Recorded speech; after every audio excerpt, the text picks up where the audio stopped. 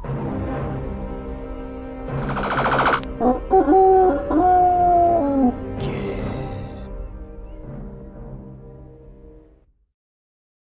folks, it's Nick here, back in the racing seat. Thank you for joining me as we see this game in demo mode. This one is called Space Racer on the ZX Spectrum 48K, published by a French outfit Loricels in 1988. It's a vehicle combat game with an engine sound that sounds like an out-tuned TV set or a tap running. Well, we'll see how it plays. Now, you're in some flying biker thing, a bit like a biker scout in Star Wars, I guess. You must shoot people out the way and generally last as long as you possibly can. So here I am, going to the start.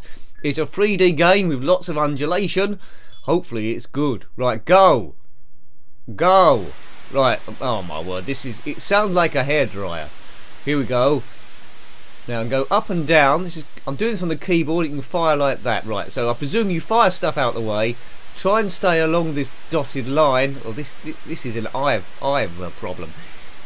My fingers on return to get speed. If it eases off, the thing slows down slightly. Your tachometer is in the bottom middle.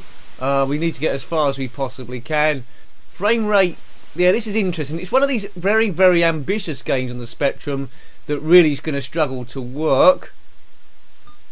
Man, I'm finding this quite difficult to play and comment on this at the same time, because I'm really having to concentrate to see where I'm going here. This is madness. Now, I don't think this is a very well-known game at the time, so it might be the first time you're seeing it. As I say, come out on the Amstrad CPC as well. Don't think it made it to the Commodore 64. If you're looking at biker games that are a lot more basic in ambition, I would go for 3D Death Chase over this one. But whether the screen's going to change colour at some point, there's a guy we've just blown up in front, I think. It's an interesting idea. I'd like to see it done on some more modern systems like, well, the Commodore Amiga, if you can call that modern, and the PlayStation perhaps. Spectrum is struggling on this, so it's very, very ambitious by French outfit Loricels. I think the only other game I've reviewed by them is maybe Tennis Cup or Turbo Cup, or both of them. And they were both on the Amiga. Oh man, let's try and get to the end of this thing. This is going to be tricky. So there's objects either side. They scale quite well considering it's 8-bit technology. But it hasn't aged well, I don't think, this game. As I go a bit off, I'm going to crash, I'm going to crash, I'm going to crash. No, I got away with that, or did I? No, I just virtually stopped. It hasn't aged particularly well, but you can see it's clever for the time. Now, the graphics in the distance don't seem too bad with the horizon. I don't know why I'm there. I must have died. Anyway, it seems to have started again. Boom. So the mountains in the background, that's a good point. Go!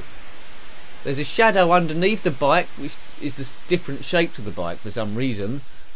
As you go left and right, the graphics are good there. The guy does occasionally wave on startup, nice bit of leaning, but it's very hard to see where you're going.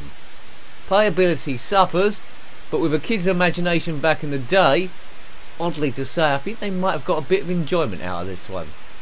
It's only one player, no a two-player function, which isn't surprising for the time. It's an early example of what could be done on the Spectrum, but again, as I say, attempting rather too much with this 3D, and for 48K it carries it off quite well. But playability, not brilliant, but concentrate all the way around. I think we've pretty much seen all this game has to offer already. It's good living in the future. So this is what the future was supposed to be about. We'd all go to work or school or wherever on these flying superbikes, like pod racing from Star Wars The Phantom Menace, and we'd park them off outside and we'll get home really quickly. Those people that weren't going on the Hyperloop through a big super tube or jetpacks. That was the future, and I'm sure it will be at some time. We always seem to predict the future will happen before it's actually happened. By that I mean we predict that technology will go advance quicker than we imagine. Just take Back to the Future Part 2, where Marty McFly went to the year 2015, which is in the past now, and there were flying cars and all sorts of stuff around the place. I want to go to the Cafe 80s. I've crashed into that thing. Yeah, 1980s. Greed was big then. With rose-tinted spectacles, you can always say the past was good, but food in the late 70s wasn't great. Corned beef and casserole. There wasn't much variety about the place, and not many restaurants or anything like that. So things have improved food-wise. That's why there's so many obese people. Someone told me the other day, as I go off on a bit of a tangent with this game, that obese people are now more common than, for the sake of a word, normally built people. So I said to them, well, normal is obese then, isn't it? Yeah, and that will make me extremely thin. Extremely thin. I saw a skeleton the other day and I thought it looked fat. Let's get back to the racing, if indeed that's what's happening. This white static noise is the bike. Although it's clever, it's annoying me. Yeah, desperately need a cheat for this game, and there's no pokes that I know about, as I'm doomed again to failure. We'll have another couple of goes to see if anything different happens. I was hoping to go through a checkpoint and it all changing colours or something. If it does do that, then let me know, because it's looking unlikely that I'm going to get to that stage. But I don't think it does, because there's no countdown typing down, so there's no jeopardy at all. Just not stages like Super Hang On. It's just this. Yeah. If you're struggling to get to sleep, maybe listen to this white static noise. Yeah, bizarre. I would have liked maybe some odd sounds as well, like shooting and going left and right.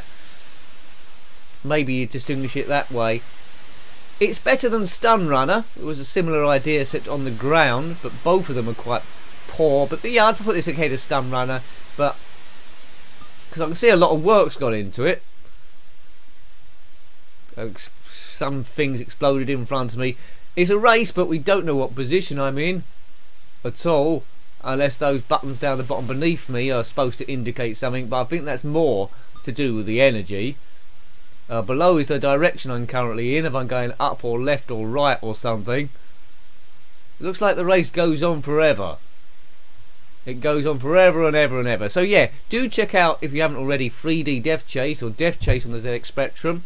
That was a few years earlier than this one. It's more basic but a lot more fun, and that gives you a classic example of things don't need to be complicated to be good fun and have good playability.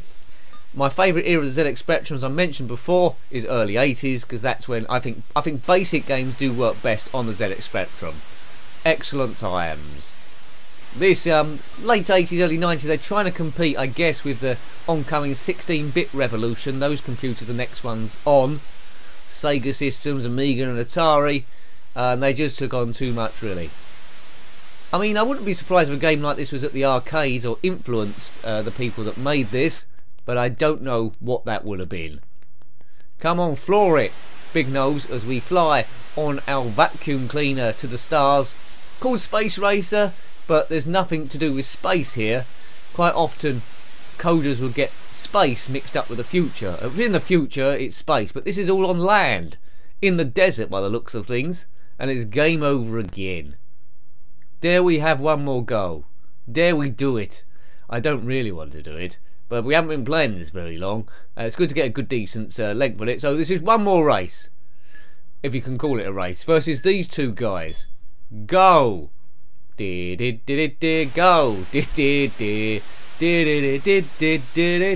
I'm humming the theme music to Chips now.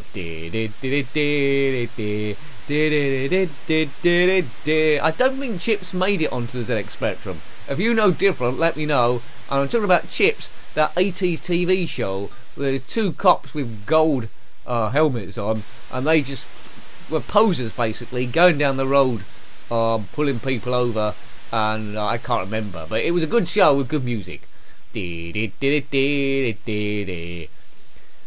Quite often the TV shows converted to ZX Spectrum games are not very good.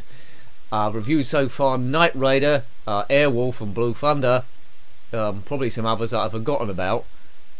English TV shows, EastEnders, of course, that one was in the can. They don't tend to convert very well. There's always going to be an exception to the rule, but I don't know what it is.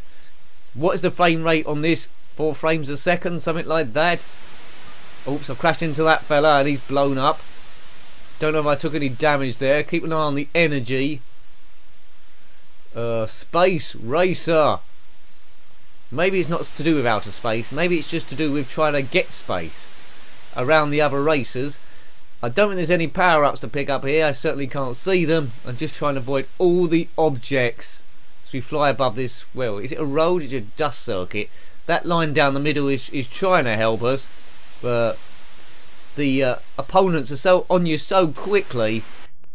Yeah, it's attempting similar sort of graphical things as like Space Harrier, I suppose. Yeah, perhaps that's why it's called Space Racer.